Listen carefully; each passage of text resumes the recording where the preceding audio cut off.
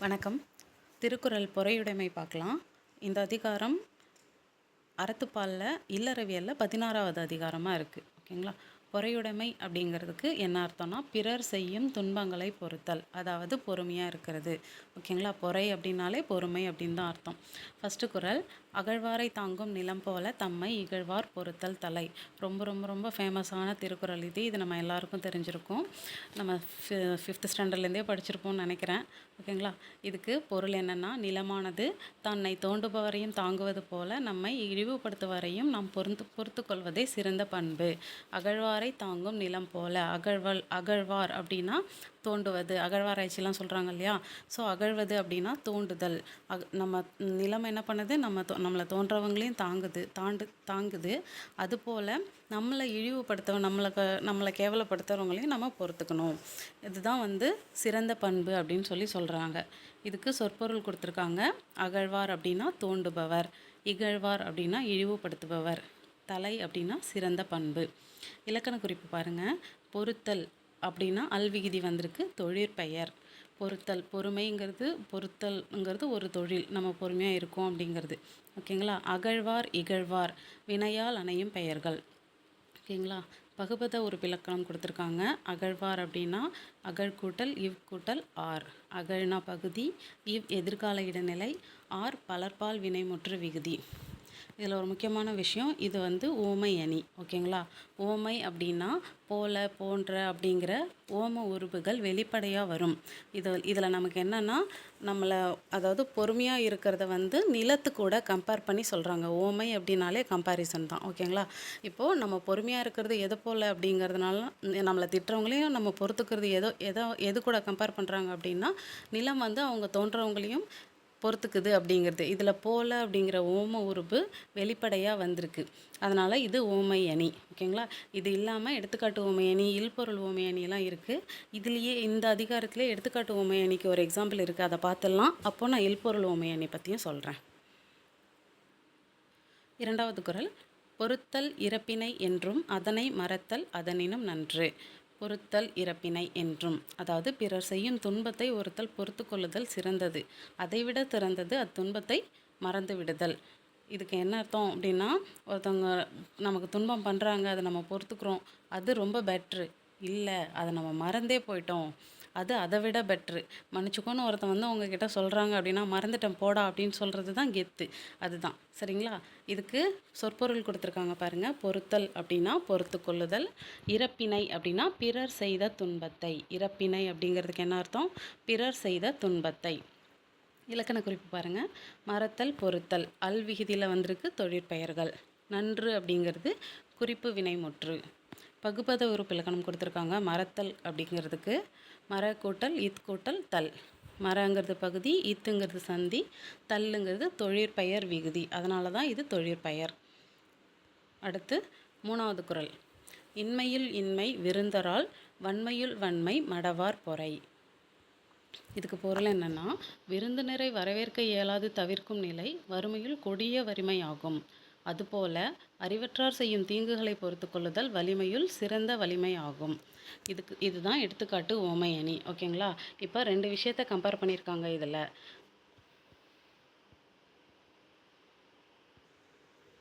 என்னென்னா, நம்ம வீட்டுக்கு ஒரு கெஸ்ட் வராங்க, அவங்கள நம்ம ரிசீவ் பண்ண முடியாது. அந்தளவுக்கு நம்மக்கிட்ட காசு இல்லை, வறுமையில் இருக்கும், ரொம்ப கஷ்டத்தில் இருக்கும். அதுபோல் அறிவற்றார் செய்யும் தீங்குகளை பொறுத்து கொள்ளுதல் வலிமையுள் சிறந்த வலிமை. எந்த அளவுக்கு அது கொடிய விஷயமோ, அதாவது ஒருத்தவங்க வீட்டுக்கு வராங்க, அவங்கள நம்ம கவனிக்க முடியல அப்படிங்கிறது எவ்வளோ கொடுமையோ, அதே மாதிரி அறிவற்றார் செய்யும் தீங்களை, அறிவில்லாத ஒருத்தன் உனக்கு தீங்கு பண்ணுறான் அப்படின்னா அதை பொறுத்துக்கிறது வலிமையுள் சிறந்த வலிமை. இதில் போலங்கிற ஓம உறுப்பு மறைஞ்சு வந்திருக்கு. 2 விஷயத்தை கம்பேர் பண்ணியிருக்காங்க. ஒன்று விருந்தினரை வரவேற்க இயலாது தவிர்ப்பது, இன்னொன்று அறிவற்றார் செய்யும் தீங்குகளை பொறுத்து கொள்வது. அதை 2த்தையும் கம்பேர் பண்ணியிருக்காங்க. ஆனால் போல அப்படிங்கிற ஓம உறுப்புலாம் வெளிப்படையாக வரலை. இதுக்கு பேர் தான் எடுத்துக்காட்டு ஓமை அணி. ஒரு எடுத்துக்காட்டை கொடுத்து அதை கம்பேர் பண்ணுறது. அதில் ஓமை அணியில் என்ன பார்த்தோம்? இது போல் இது அப்படின்னு அப்படி டைரெக்டாக நமக்கு சொல்லிடுவாங்க. இதில் ஒரு எடுத்துக்காட்டை கொடுத்து அதை நம்ம கம்பேர் பண்ணிக்கணும். சரிங்களா? சொற்பொருள் பாருங்கள். இன்மை அப்படின்னா வறுமை, ஒரால் அப்படின்னா தவிர்த்தல், மடவார் அப்படின்னா அறிவற்றவர். இன்மை அப்படின்னா வறுமை. ஒராள், இன்மையுள் இன்மை விருந்தொராள். ஒராள்னா தவிர்த்தல், அதாவது வராங்க, நம்மளால் நம்ம அவங்கள கவனிக்க முடியாததுனால தவிர்க்கிறோம். மடவார் அப்படின்னா அறிவற்றார். ஓகேங்களா. இலக்கண குறிப்பு: விருந்து அப்படிங்கிறதுக்கு பண்பாகு பெயர். ஒராள், பொறை அதெல்லாம் தொழிற்பெயர்கள். அணி பாருங்க, எடுத்துக்காட்டு ஓமை அணி. 4வது குறள்: நிறையுடைமை நீங்காமை வேண்டின் பொறையுடைமை போற்றி ஒழுகப்படும். நற்குணங்கள் நம்மை விட்டு நீங்காதிருக்க வேண்டுமானால் பொறுமையை நாம் போற்றி கடைபிடித்தல் வேண்டும். நம்மக்கிட்ட இருக்கிற நல்ல குணங்கள் நம்மளை விட்டு போகக்கூடாது. அதாவது இப்போ ஒருத்தவங்க நமக்கு கஷ்டமே கொடுக்குறாங்க அப்படின்னா, நம்மக்கிட்ட இருக்க நல்ல குணம் என்ன? அமைதியாக இருக்கிறது, அவங்கள மன்னிச்சிடுறது, அவங்க பேசுகிறத கண்டுக்காமல் விடுறது. அந்த குணம்லாம் நம்மளை விட்டு எப்போ நீங்கும்? நம்மக்கிட்ட இருக்கிற அந்த பொறுமை இல்லாமல் போனாதான். அதனால் அந்த பொறுமையை நம்ம போற்றி கடைபிடிக்கல் வேண்டும். பொறுமையாக இருந்தோம்னா அந்த நல்ல குணங்கள்லாம் நம்மக்கிட்டேயே தான் இருக்கும். இதுதான் சொல்கிறாங்க. நிறை அப்படின்னா சால்பு. சால்புன்னா நல்ல விஷயங்கள். ஓகேங்களா. இலக்கண குறிப்பு: நீங்காமை. நீங்காமை அப்படின்னா எதிர்மறை தொழிற்பெயர். போற்றி அப்படின்னா வினையச்சம். இப்போ நம்ம பார்த்த ஃபஸ்ட்டு 4 குறட்பாவும் பொறுமையோட சிறப்பை கூறுகின்றன. அடுத்து 5வது குறள் பார்க்கலாம். ஒருத்தாரை ஒன்றாக வையாரே வைப்பர், பொறுத்தாரை பொன் போன்ற பொதிந்து. பிறர் செய்யும் தீங்கை பொறுத்து கொள்ளாமல் தண்டிப்பவரை சான்றோர் ஒரு பொருட்டாக மதிக்க மாட்டார். ஆனால் பொறுத்து கொள்பவரை பொன் போல மதித்து மனத்துள் வைத்து கொள்வார். ஒருத்தாரை அப்படின்னா தண்டித்தவரை. பிறர் செய்கிற தீங்கை பொறுத்து கொள்ளாமல் தண்டிக்கிறவங்கள அவங்கள தான் ஒருத்தார் அப்படின்னு சொல்கிறாங்க. ஒன்றாகனா ஒரு பொருட்டாகவே எடுத்துக்க மாட்டாங்க. பொதிந்து வைப்பர் அப்படின்னா மனத்துள் வைத்துக்கொள்வர். இப்போ ஒருத்தாரை ஒன்றாக வையாரே அப்படின்னா பிறர் செய்கிற தீங்கை பொறுத்து கொள்ளாமல் தண்டிச்சிடுறாங்க. அவங்கள ஒரு பொருட்டாக கூட வச்சுக்க மாட்டாங்க. யாரை வைப்பாங்க அப்படின்னா அவங்கள பொறுத்துக்கிறவங்கள. எப்படி வைப்பாங்க? பொன் போன்று பொதிந்து மனசுக்குள்ளே வைப்பாங்க. இவன் நல்லவன்டா அப்படின்னு சொல்லி அவங்க மனசுக்குள்ளே ஒரு மதிப்பு வரும். இதை தான் சொல்கிறாங்க. ஓகேங்களா. இலக்கண குறிப்பு பாருங்கள். ஒருத்தார் அப்படின்னா வினையால் அணையும் பெயர். பொதிந்து வினையச்சம். பகுபத உறுப்பிலக்கணம் கொடுத்துருக்காங்க. வைப்பர் அப்படிங்கிறதுக்கு வை கூட்டல் இப் கூட்டல் இன்னொரு இப் கூட்டல் அர். வை பகுதி, இப் சந்தி, இப் எதிர்கால இடைநிலை. வைப்பர் அப்படிங்கிறது எதிர்காலத்தில் தான் வரும். அதனால் அது எதிர்கால இடைநிலை. அர் அப்படின்னா பலர்பால் வினைமுற்று விகுதி. அடுத்து 6வது குறள் பார்க்கலாம். ஒருத்தார் கொருநாளை இன்பம், பொறுத்தாருக்கு பொன்றும் துணையும் புகழ். ஒருத்தார் அப்படின்னா தண்டித்தவர். போன குறள்லே பார்த்தோம். ஓகேங்களா. ஒருத்தார் அப்படின்னா தண்டிக்கிறவங்க. பிறர் செய்கிற தீமையை பொறுத்து கொள்ளாது தண்டிப்பவருக்கு ஒரு நாளைக்கு மட்டும்தான் இன்பம் கிடைக்கும். ஆனால் பொறுத்துக்கிட்டாங்க அப்படின்னா அவங்களுக்கு உலகம் உள்ள வரை அவங்களோட புகழ் நிலைத்து நிற்கும் அப்படின்னு சொல்கிறாங்க. ஒருத்தன் நமக்கு தப்பே பண்ணுறான், நம்மளால் அவனை பழி வாங்காமல் இருக்க முடியாது, உடனே நான் அவனை ஏதாவது செய்யணும் அப்படின்னு செஞ்சேன்னா அந்த நிமிஷம் மட்டும்தான் உனக்கு சந்தோஷம்.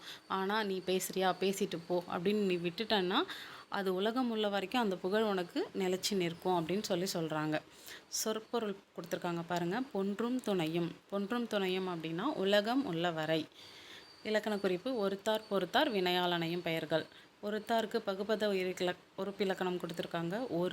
ஒருங்கிறது வேர் சொல். இத்துங்கிறது பகுதி, இத்துங்கிறது சந்தி. கூட்டல் இறந்த கால இடைநிலை. ஒருத்தார் அப்படிங்கிறது இறந்த காலம். ஆறுங்கிறது பலர்பால் வினைமுற்று விகுதி. அடுத்து 7வது குறள். திறனல்ல தற்பிறர் செய்யினும் நோனொந்து அறநல்ல செய்யாமை நன்று. செய்யத்தகாத துன்ப செயல்களை பிறர் தனக்கு செய்தாலும் தான் அத்துன்பத்துக்கு வருந்தி அறத்துக்கு மாறான செயல்களை அவருக்கு செய்யாதிருத்தல் நன்று அப்படின்னு சொல்கிறாங்க. ஓகேங்களா. திறனல்ல அப்படின்னா செய்யத்தகாத விஷயங்களை நம்மளால் தாங்கிக்கவே முடியாத விஷயங்களை மற்றவங்க நமக்கு செய்கிறாங்க. அதனால் நம்ம கஷ்டப்பட்டு நொந்து அப்படின்னா வருந்தி கஷ்டப்பட்டு அறத்துக்கு மாறான செயல்களை அவருக்கு செய்யாதிருத்தல் நன்று அப்படின்னு சொல்கிறாங்க. சொற்பொருள் பாருங்கள். திறனல்ல அப்படின்னா செய்யத்தகாத. நொந்து அதாவது துன்பத்துக்கு வருந்தி. நோ அப்படின்னா ஒரு பொருள் ஒரு மொழியில். அடுத்து 9வது குறள் பார்க்கலாம். துறந்தாரின் தூய்மை உடையர் இறந்தார்வாய் இன்னாச்சொல் நோற்கிற்பவர்.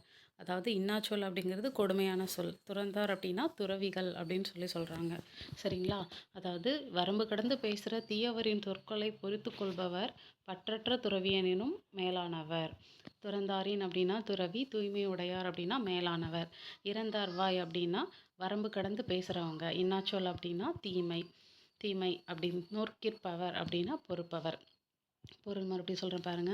வரம்பு கடந்து பேசுபவரின் தீய சொற்களையும் பொறுத்து கொள்பவரே பற்றற்ற துறவியரினும் மேலானவர். சொற்பொருள் கொடுத்துருக்காங்க. துறந்தார் அப்படின்னா பற்றினை விட்டவர், அதாவது துறவி.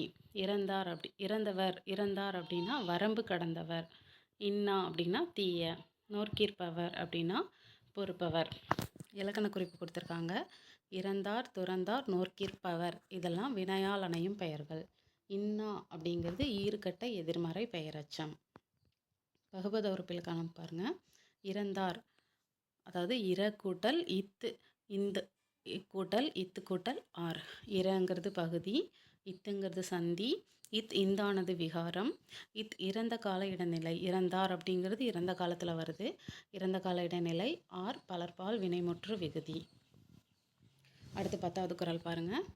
உண்ணாது நோற்பார் பெரியர், பிறர் சொல்லும் இன்னாச்சொல் நோற்பாரின் பின். அதாவது உண்ணாவிரதம் இருந்து உண்ணாவிரதம் உண்ணா நோன்பு மேற்கொள்ளும் பெரியவர்களை விட தம்மை இகழ்வோரின் தீய சொற்களை பொறுத்து கொள்பவரே மேலானவர். ஆக்சுவலாக இன்னாச்சொல் நோற்பாரின் பின் அப்படிங்கிறது என்னென்னா, உண்ணாது நோற்பவர் பெரியர். உண்ணாவிரதம் இருந்து இருக்கிற பெரியவங்க பிறர் சொல்ல இன்னா சொல்ல பொறுத்துக்கிறவங்களுக்கு பின்னாடி தான் அப்படிங்கிற மாதிரி சொல்கிறாங்க. சரிங்களா? சொற்பொருள் பாருங்கள். நோற்பார் அப்படின்னா நோன்பு மேற்கொள்பவர். இன்னாச்சொல் அப்படின்னா தீய சொல். இலக்கண குறிப்பு உண்ணாது அப்படின்னா வினை எச்சம். இவ்விரு குறட்பாவும் பிறரின் இழிச்சொற்களை பொறுத்து கொள்ளுதல் பற்றி கூறுகின்றன. ஃபஸ்ட்டு நாளும் பொறையுடைமையோட பெருமையை பற்றி சொல்லும். அடுத்த நாள் பொறையுடைமை சிறப்பினை கூறுது. அடுத்து லாஸ்ட்டு 2 குறளும் பிறரின் இழிச்சொற்களை பொறுத்து கொள்ளுதல் பற்றி கூறுது. மொத்தம் 10 குறள் பார்த்தாச்சு. தேங்க்யூ.